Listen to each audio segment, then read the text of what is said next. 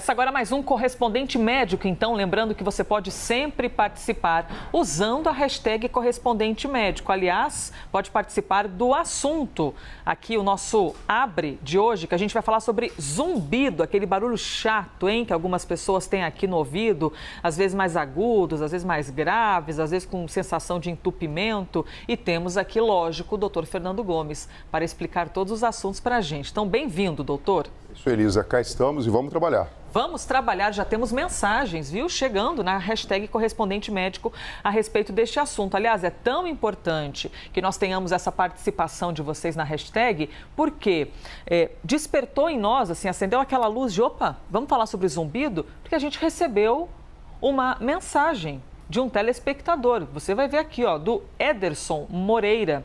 Ele é da cidade de Bueno Brandão, cidade mineira. Coisa boa ter sua participação, viu, Ederson? Olha lá o que ele falou. Gostaria de sugerir o tema zumbido no ouvido. Há um ano, passei por 2 otorrinos. Os medicamentos não fizeram efeito, os barulhos me irritam e não durmo. Será psicológico ou um problema de audição? Veja só, segundo o Ministério da Saúde, o Ederson é um dos mais de 25 milhões de brasileiros que sofrem com zumbido, com esse mal-estar constante. A gente conversou com um otorrinolaringologista, o Eduardo Bogás, e ele falou um pouquinho sobre o assunto com a gente, então vamos ouvi-lo. Zumbido é uma sensação auditiva interpretada pelo córtex cerebral na ausência de ruído externo, como se fosse uma ilusão auditiva. Ele é gerado ali nas células ciliadas auditivas ou na via auditiva central.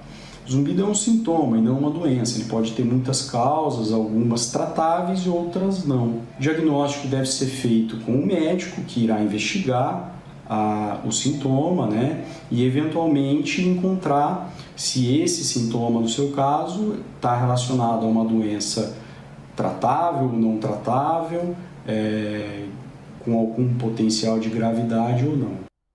E acabou de chegar mais uma mensagem aqui, doutor, de um telespectador dizendo: o meu começou em um ouvido, agora foi para o outro, fui em todos os médicos e nada, aprendi a conviver com ele. Doutora, minha pergunta é, o que pode causar um zumbido? Quando o senhor fala, por exemplo, sobre enxaqueca, o senhor diz que tem que identificar, tentar descobrir respostas e que é um caminho difícil. Para o zumbido é mais ou menos parecido? Às vezes pode ser difícil identificar a causa? Sim, a gente tem o zumbido como uma forma de sintoma, Elisa. Então, de fato, pode configurar algo dentro do quadro clínico de uma doença, por exemplo, um tumor nessa região, ou até alguma coisa mais simples, que acaba sendo muito prevalente, que é a perda auditiva que acompanha essa sensação, que muitas vezes ela não existe, mas o sistema nervoso central não é capaz de suprimir essa informação e o indivíduo tem que ficar lidando com isso de uma forma extremamente complicada. E a gente sabe também que uma situação psicológica, como o nosso telespectador perguntou, pode configurar, sim, algo que venha aumentar a relevância desse pano de fundo que fica a todo momento atrapalhando as pessoas. Quando a gente olha aqui, por exemplo, a gente consegue notar a complexidade que existe dentro do nosso ouvido, que traz tanto a informação auditiva como também de equilíbrio para dentro do sistema nervoso central. Então, se alguma alteração acontecer aqui dentro, a gente pode ter o zumbido fazendo parte do quadro clínico. Lembrando que é importante identificar se existe uma causa passível de reversão ou de controle, para que o indivíduo tenha mais bem-estar. Possíveis causas associadas, a gente tem aqui alguns hábitos, Então, o próprio tabagismo e o excesso de álcool podem corroborar, ou seja, ajudar para a manifestação clínica do zumbido. Então, uma orientação clássica é, se o indivíduo tem isso, pelo menos tentar eliminar esse hábito para verificar se isso vem a resolver. Alterações hormonais de toda sorte e distúrbios anatômicos também correlacionados com o próprio sistema. Então, por exemplo, uma alça vascular, um vasinho mesmo, que de alguma forma tenha contato com algum nervo, pode provocar essa sensação e até mesmo uma alteração ruidosa, como por exemplo uma malformação arteriovenosa, que pode dar aquela sensação de que fica um zumbido constante fazendo parte da vida. Sensação terrível. O senhor foi falando aqui, eu já fui imaginando, realmente é muito ruim. Na hora de dormir, então, que fica aquele silêncio no quarto, é geralmente o momento que as pessoas costumam ouvir ainda mais esse zumbido. Doutor, tratamentos já está aparecendo aqui. Primeiro, para descobrir a causa, é quase por eliminação? Você precisa procurar um médico especialista, então um otorrinolaringologista ou então um neurologista, mas via de regra um otorrino, e sempre a gente tem a fonoaudiologia como também uma terapia que vai nos ajudar e auxiliar em todo esse processo. A gente tem desde a colocação de aparelhos auditivos, quando o zumbido ele vem associado também com a perda auditiva, lembrando que se você consegue também trabalhar com ruídos que venham, na verdade, neutralizar aquele ruído, isso pode facilitar a percepção do som no sistema nervoso central. Então é como se aquele barulho deixasse de ter um desconforto tão grande. Terapia do som, que acaba sendo relativamente isso. A gente sabe que, por exemplo, muitas vezes numa aeronave o barulho poderia ser ensurdecedor, mas existem formas de você neutralizar aquele som, de modo que você, na verdade, percebe de uma forma diferente, né? E muitas vezes a pessoa que tem zumbido, ela faz isso intuitivamente, né? Então, às vezes, um radinho de pilha ou tentar, na verdade, pegar um outro som para camuflar aquele barulho que acaba sendo persistente. Assim como terapias complementares. Aqui a gente fala da acupuntura, da meditação e do relaxamento para tentar cortar esse círculo vicioso. Porque que muitas pode vezes ser se forma. estresse, o zumbido. Pode ser estresse, mas pode ser também que o estresse venha aumentar demais a percepção do zumbido.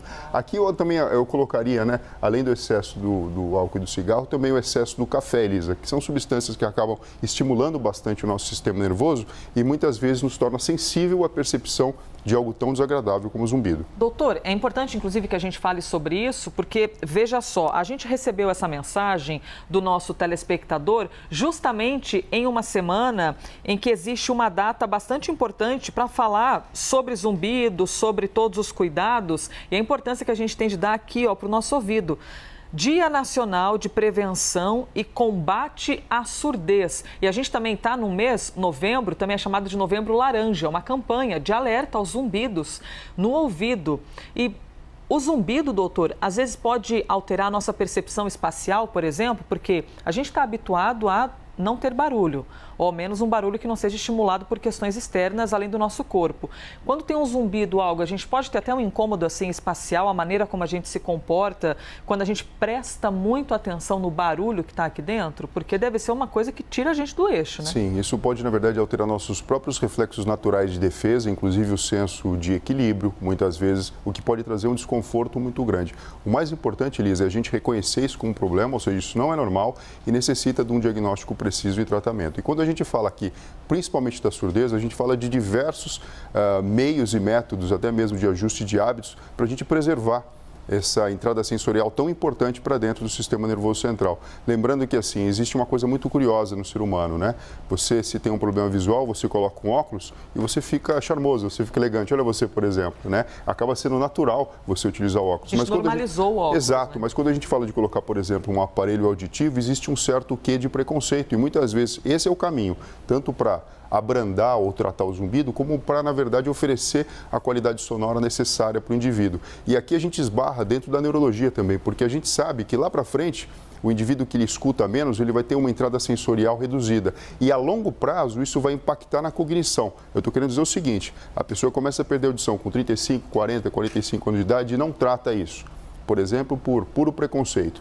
Lá na frente, você imagina 20, 30, 40 anos sempre recebendo menos informação auditiva de qualidade. Isso pode impactar na inteligência do indivíduo e até na cognição do indivíduo lá na frente. Algo que seria reversível caso procurasse um tratamento adequado e fizesse a utilização do aparelho. Nossa, você vê que uma coisa está interligada à outra.